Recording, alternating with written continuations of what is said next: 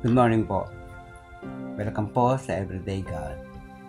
Ang ating pong pag-aaralan ngayong umaga ay tungkol po sa Hebrews chapter 7 verse 25. Po ang sinasabi, "Wherefore he is able also to save them to the uttermost that come unto God by him seeing his ever liveth to make intercession for them." Dahil dito, lubusan niyang may liligtas ang lahat ng lumalapit sa Diyos sa pamamagitan niya, sapagkat siya'y nabubuhay magpakailanman upang mamagitan para sa kanila. Sa verse na ito, ang tinutukoy po rito ay walang iba kundi ang ating Panginoong Hesus.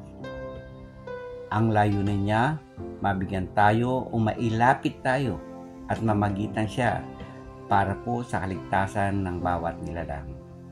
Kung susuriin po natin ang salitang uttermost na hango sa King James Version, ito po ay lubusan o masidhing pagnanais na mabigyan tayo ng kapatawaran sa ating mga kasalanan at mailayo tayo sa tunay na kapahamakan at mailapit tayo sa tunay na kabutihan, ang buhay na walang hanggan. Sinasabi po sa Matthew 28 verse 18, "Then Jesus came to them and said, All authorities in heaven and on earth had been given to me." Binigay na po ang lahat ng kapangyarihan sa langit at sa lupa.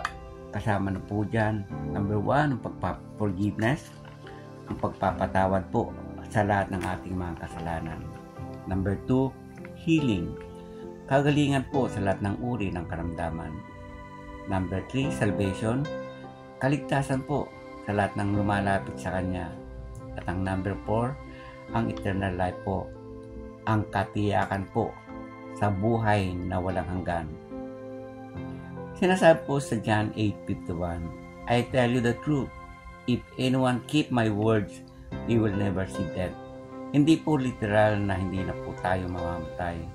Lahat po tayo ay dadaan sa kamatayan. Pero, meron siyang magandang balita. Ang pangako niya sa atin na muli niya tayong bubuhayin at pakakasama natin siya sa kanyang kaharian magpakailanman. Salamat po.